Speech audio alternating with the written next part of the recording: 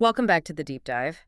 Today, we're diving into a really exceptional source. It's one that kind of bridges history, trauma, and, well, therapeutic science.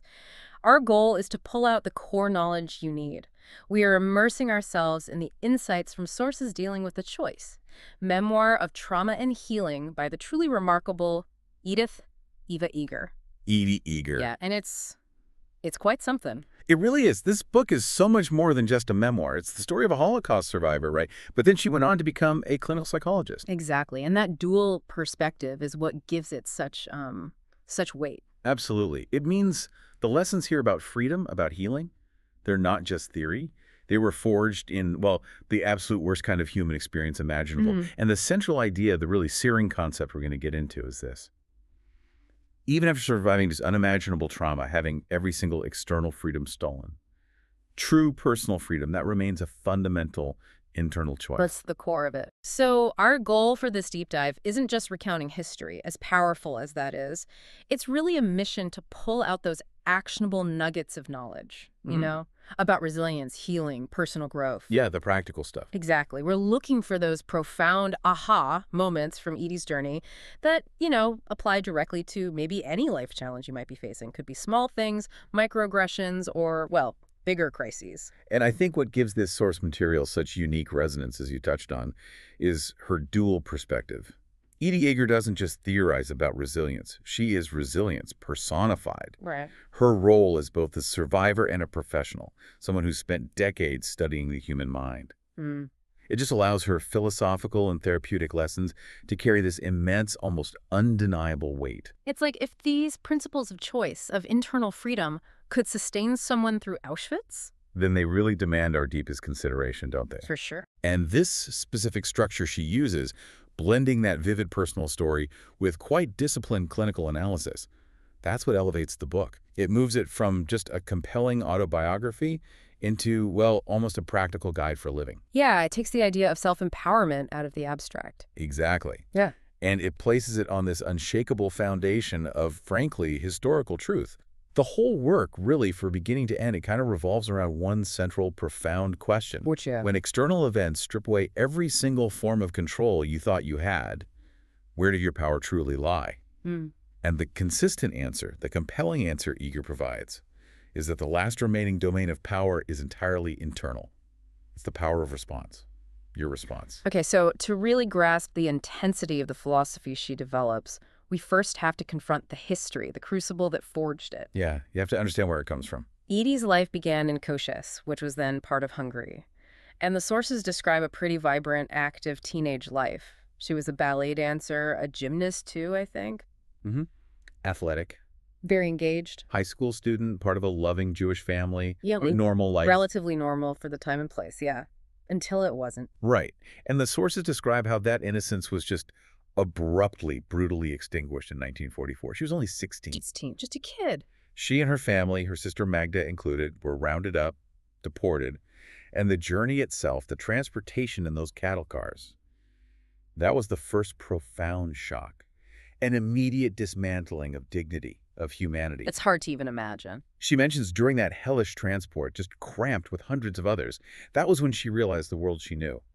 It was irrevocably gone, just vanished. And this journey culminates, of course, in their arrival at Auschwitz-Birkenau. That moment, stepping off those trains, that establishes the foundational trauma that would really define so much of her life. The selection process. Immediate, chaotic, brutal. Edie, her mother, her father, they were instantly separated. She was pushed to one line, her mother to another, based on just a capricious gesture from a guard. Dr. Mengele, in fact. Mengele himself did the selecting. In her case, yes. He was there on the platform, and Eger vividly recounts this final, devastating separation. What did her mother say? There was something her mother said, right? There was. Her mother apparently uttered this final phrase, something like, "We don't know where we're going, we don't know what's going to happen, but no one can take away what you put in your own mind." Wow. Even then. Even then. An unintentional parting piece of wisdom that became, for Edie, this internal anchor. It was really the only thing she had left as she watched her mother, and later learned her father too, just disappear forever into the camp system. God, the magnitude of that loss, knowing your parents were just murdered almost immediately. Yeah. And that sets the stage for the profound survivor's guilt and grief that she carries for decades. It's just an unbearable moment of loss, and made even more, I don't know, poignant by the fact that her mother's last words were essentially about internal power, about your mind. It's almost prescient, isn't it? It really is. And this leads directly into that anecdote, the one that truly crystallizes her first, almost desperate act of internal resistance. The infamous encounter with Joseph Mengele. Right.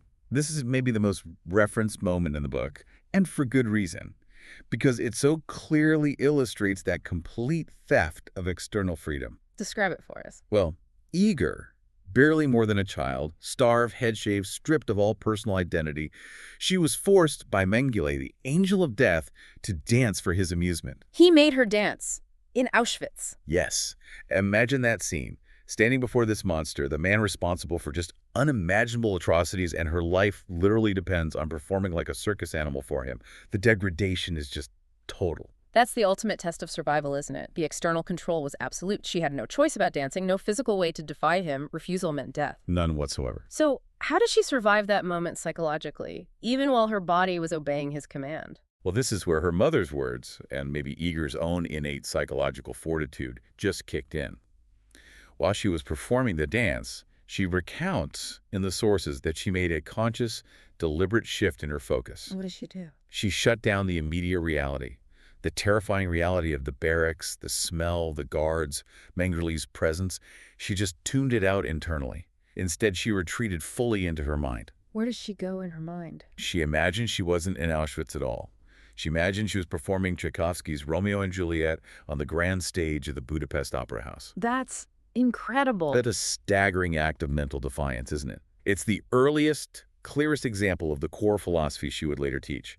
That tiny yet infinitely large space between the stimulus Mengele's order and her response, her internal focus, her interpretation. She gave him the physical movement. Right, she gave him the dance, but she absolutely refused to surrender her inner spirit, her imagination, her dignity.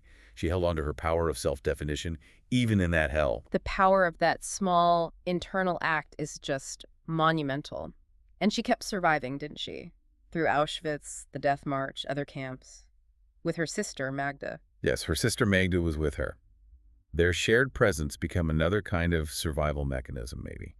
A shared burden, a shared witness. And Eager is unflinching in describing how liberation in 1945 wasn't some clean break, finding her barely alive in a pile of bodies by an American soldier. Just barely. Almost didn't make it. That wasn't the end. The war might have ended, but for Edie, the psychological struggle, the internal battle was really just beginning. Absolutely. That's a crucial point. And it's one of the most critical aspects of the choice, I think. The sheer amount of time the book dedicates to the decades after her physical freedom. Right, it's not just about the camps. Not at all. Eager makes it incredibly clear that surviving physically did not mean she was healed psychologically. Not even close. Despite being alive, she carried these deep, invisible scars of trauma. Debilitating PTSD. Oh, vivid, disruptive flashbacks. Things that could be triggered by something as simple as a dog barking or a train whistle. And the crushing weight of survivor's guilt. Shame. These things lingered for years. So what does she do? How does she cope initially? Well, the sources reveal the conscious efforts she made just to survive, day to day, post-war. She married relatively quickly, emigrated, started a new life in the United States. Trying to build a normal life again. Exactly. Engaging in this deliberate, almost, you could say compulsive, act of starting fresh, building external success, a family, a home, eventually a professional career.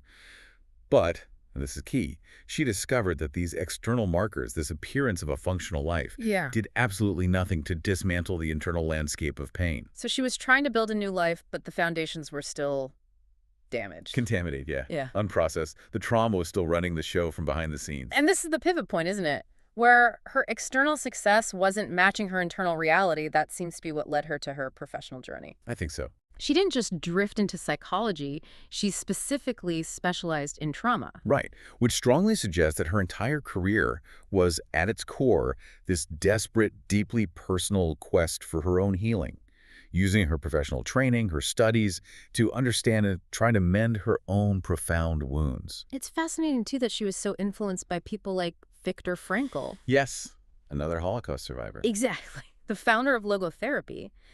That ties her clinical path directly back to her own experience, doesn't it? This relentless search for meaning, even in the most apparently meaningless suffering. That link is absolutely crucial. Frankl's work, which basically posits that our primary drive as humans isn't pleasure, but the pursuit of what we personally find meaningful. That resonated so deeply with Eager's own experience. How so? She recognized that she survives because even in the deepest depths of that horror, she found meaning. First, maybe, in the responsibility she felt for her sister Magda, and later, maybe clinging to the possibility of seeing her fiancé again. And then, when she transitioned into clinical work herself, that focus on meaning became her primary therapeutic tool, helping others find their why. Which brings us to this core concept from the second half of the book, the inner prisons. Yes, the idea that Edie survived the external literal prison of the concentration camp, only to discover years later that she was still trapped behind walls of her own making, walls she'd unconsciously built over time, probably as defense mechanisms. Okay, but let's make that concrete for the listener. What did these inner prisons actually look like in her daily life? How did they manifest? Because I think understanding the architecture of her specific walls helps us recognize our own. That's a really important distinction. Yeah, these weren't just abstract feelings. They were actionable behaviors. They impacted her life constantly. Mhm. Eager recounts that these walls were built of several specific materials, if you like. First, fear. Just a constant, hypervigilant anticipation that catastrophe was always just one step away, which led to this inability to ever really relax or trust stability or feel safe. Always waiting for the other shoe to drop. Constantly. Second, shame. And this manifested, interestingly, as perfectionism. Perfectionism is shame. How does that work? She felt she had to be the perfect student, the perfect mother, the perfect wife, because she had survived and others hadn't. She felt she didn't deserve to be flawed or to fail because she got this chance at life. That perfectionism was really a disguised form of self-punishment, a way of saying, I'm not worthy unless I'm perfect. Wow, okay. Fear, shame. What else? Third, and maybe the most toxic, was resentment. This feeling of being fundamentally victimized by the world, by what had happened. She held on to the narrative that she was denied her youth, denied her parents, and this led to a kind of denial of her own capacity for happiness now. How did that play out? She recounts instances where she would actually deliberately sabotage moments of joy because subconsciously she felt she didn't deserve it. Or maybe that enjoying life fully would somehow dishonor the memory of those who died. That internal suppression, that feeling of unworthiness, that became her private self-imposed confinement, her inner prison. This is the crucial synthesis point for anyone listening, right? I think so. Eager shows us that this external oppression, the camps, it was almost seamlessly replaced by internal self-imprisonment, often driven by guilt, by shame, by unprocessed grief. Mm. So if someone who survived the absolute ultimate test of endurance, like Auschwitz, can still be trapped years later by these internal walls of regret, perfectionism, fear, Yeah. then how much more susceptible are we, all of us, Mm. to building our own, maybe quieter but still powerful prisons based on our own life events, our failures, our heartbreaks, our professional setbacks? These become the internal bricks, don't they? And they can be just as potent in limiting our future choices. That's the universal connection she makes so powerfully it translates directly. Okay, so let's really unpack this central shift now. Moving from the history, the trauma itself, to the synthesis of healing that she developed. After navigating her own internal prisons and then helping countless patients do the same, Eager formalized her philosophy. And the core, unavoidable lesson is the power of choice in response. Yes. Choice and response. It sounds simple, but it's incredibly profound. It's so foundational because she demonstrates through her own life that life will inevitably deliver trauma and suffering. Big or small, that's the stimulus. Unavoidable. But, and this is the key, even when you have absolutely zero control over what happens, whether it's being deported to Auschwitz or losing your job or a relationship ending, you retain absolute control over how you respond to it. That space between. That instantaneous, momentary space between the stimulus and your reaction, that's the location of your ultimate internal freedom. That's where your power lies. And Eager teaches us how to actually inhabit that space deliberately.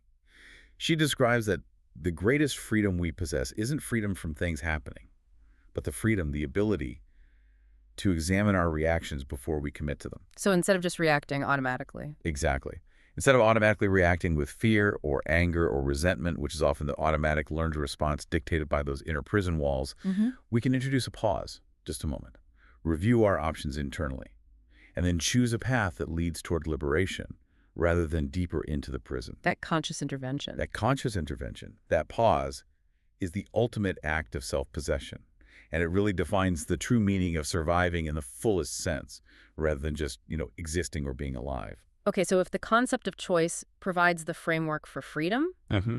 then Eager argues pretty forcefully that forgiveness is the key that unlocks the door to those inner prisons. Yes, forgiveness is huge in her work, Yeah. but she's incredibly clear about what she means by forgiveness, and it often challenges common societal interpretations. Yeah, I think we need to linger here for a second. Because often when people hear forgiveness, especially in the context of something truly extreme like the Holocaust, Right. they immediately think it means condoning the perpetrator's actions or letting them off the hook somehow, minimizing the harm. How does Eager define it? How does she get around that common misconception? She addresses that head on. It's really important. Eager states explicitly, repeatedly, that forgiveness is not about excusing the actions of others. Certainly not excusing the actions of the Nazis or anyone who causes profound harm. Okay, so what is it then? Forgiveness, in her framework, is a profoundly self-centered act. Sure. But in the healthiest possible sense of that word, it is fundamentally about releasing the burden that the trauma survivor carries. The burden of resentment. Exactly. The resentment, the hatred, the desire for retribution. When you hold on to those things, you are effectively allowing the person or the event that harmed you to continue dictating your emotional present and your future. You're still chained to them. She provides this really powerful image. Holding on to resentment is like swallowing poison and expecting the other person to die. Right, it only hurts you. It only hurts you. So the release of that poison, the resentment, the bitterness, is a gift of freedom you give exclusively to yourself. The forgiveness is for you, the survivor, not the perpetrator. It's a declaration that the past event, however horrific, will no longer chain you to bitterness today. That's a critical reframing. It's about self-liberation. Entirely. And this leads to maybe the most difficult, but also the most critical application of this philosophy, self-forgiveness, which ties directly back to her own struggle post-liberation with that immense survivor's guilt. Indeed, that inner critic, You know. the one fueled by shame and guilt. Yeah. It's often far more relentless, far more cruel than any external accuser could ever be. So she had to learn to forgive herself. For what? For surviving when her parents did not. For not being able to save them, which of course was impossible. Even for the fear and humiliation she experienced, things she might later judge herself for. This self-compassion is often the hardest therapeutic step for anyone who's been through trauma. How does she guide people towards that? She guides patients and herself to recognize that they did the best they could at that time with the information and the capacity they had, often under extreme duress. It's about understanding the context of the past actions or feelings. The ability to forgive yourself for past perceived failings, for just being human under pressure. That's really the prerequisite for fully exercising the choice of freedom in the present. If you're constantly judging the survivor you were back then, You can never fully embrace the free person you can become now. exactly, you remain trapped by that self-judgment. Okay, this is where it gets, for me, really interesting. Moving beyond just surviving and forgiving and into actual growth. This radical idea of finding meaning through suffering. Now, Eager isn't suggesting the suffering itself was good. Obviously not. It was horrific. But she suggests that trauma, once it's processed, can be transmuted. It can become a pathway. Exactly. She adopts a stance that aligns perfectly with Frankl's logotherapy again. The idea isn't to forget the trauma you can't, but rather to integrate it. The wound, acknowledged and understood, can become a teacher. How does that work? How does a wound teach? By integrating the past, by understanding how it shaped you without letting it define you entirely, trauma can actually become a means to cultivate deeper compassion, radical understanding of others' pain, and ultimately the ability to help others heal. Eager herself became what's sometimes called a wounded healer. Right. Her deepest wound, her experience in the camps, developed into her greatest professional strength. Precisely. It enabled her to connect deeply, authentically, with patients dealing with trauma of every conceivable variety, because she knew suffering, not just theoretically, but viscerally. So it's the ultimate message of possibility, then, that even after unimaginable loss and suffering, the human capacity for joy, for purpose, for growth, it remains intact. It might be buried, but it's there. It's there. The past is historical fact. You can't change it, but it doesn't have to define your future identity or your potential. It can inform your future in a way that generates immense empathy and purpose. It's that choice again. Use the pain to connect or let it isolate you. And to make sure that these powerful philosophical concepts, choice, forgiveness, meaning, aren't just, nice abstract ideas floating around. Right, how do you actually do it? Exactly. Eager grounds them very firmly in clinical practice. A substantial portion of the choice uses stories from her actual patients as case studies. These are people dealing with much more common modern traumas. Like what? Things like addiction, marital betrayal, childhood abuse, deep-seated anxiety, professional failure. This approach immediately shifts the concepts from that extreme historical context of Auschwitz to being concrete, practical tools for anyone experiencing pain or feeling stuck today. Can you give an example how she applies it? Sure. For instance, she illustrates how she uses cognitive restructuring, which is a key therapeutic technique to challenge the limiting narratives patients tell themselves about their lives. Okay. So, take a patient dealing with the fallout from a really painful divorce, maybe involving betrayal. That patient might feel completely trapped in the identity of a victim, someone whose life was ruined by the ex-partner. Yeah, that's a common feeling. Very common. Eager would help them identify the limiting belief that's keeping them stuck. For example, the belief might be, I am defined by what others have done to me, and I can never trust anyone again. Or, my life is over because this relationship failed. Okay, so you identify the belief. Then what? How does the philosophy of choice apply there? It applies by consciously identifying that belief as the self-imprisonment. That limiting belief is the prison wall. It's not the divorce itself, but the meaning you've attached to it. Eager helps the patient shift the internal language. So moving from I am a victim of divorce to something like I am a survivor who experienced a painful event, and I choose what lessons I carry forward from this. Ah, the language shift. The language shift is huge. A very practical tool she often suggests is just replacing phrases like I have to or I must with I choose to or I get to. Even in small things, it seems minor. But consistently making that linguistic switch reinforces your own autonomy and sense of choice, especially in situations where you previously felt powerless. That makes sense. It puts you back in the driver's seat mentally. It does. Another really crucial practical application she discusses is dismantling what she calls the 10 victim traps. Victim traps, what are those? They're basically the common habits of thought and behavior we fall into that maintain our victim identity long after the initial event is over. Things like avoidance, refusing to deal with difficult feelings or situations, rigidity, being inflexible in your thinking, perfectionism, like she experienced herself, constant comparison to others, blaming. So by naming these traps, By naming them, she gives the patient and the reader a target. She shows them that often the ongoing problem isn't the original trauma itself, but the habitual response pattern you've developed to the trauma. And habits can be changed. You can choose a different response. that makes the abstract idea of internal freedom remarkably actionable, doesn't it? It's about identifying those specific thought patterns or behaviors that keep you locked in. Exactly. It's about the process of moving from that crippling self-judgment, which, as we discussed, is really the engine driving the inner prison towards genuine acceptance, self-acceptance. And how does she guide patients toward that self-acceptance piece? Because that sounds hard, too. It is hard. She really champions the conscious decision to choose not to let victimhood define your entire identity or your future. Yeah. We are all, at some point, victims of things that happen to us. That's just life. But Eager's work emphasizes that the event, the trauma, is a chapter in your story. It's not the final definition of who you are. The acknowledgement of the trauma, the pain, is vital. But it must be followed by the conscious, deliberate choice of what you carry forward from it. So what do you choose to carry? Do you choose to carry the resentment, the bitterness, the chain to the past? Or do you choose to carry the learned wisdom, the newfound strength, the potentially radical compassion that can come from surviving hardship? That's the choice. And self-compassion is key here. Absolutely key. She heavily encourages self-compassion practices, helping people recognize that the harsh, critical voice inside their heads is often just internalized shame or fear left over from the trauma.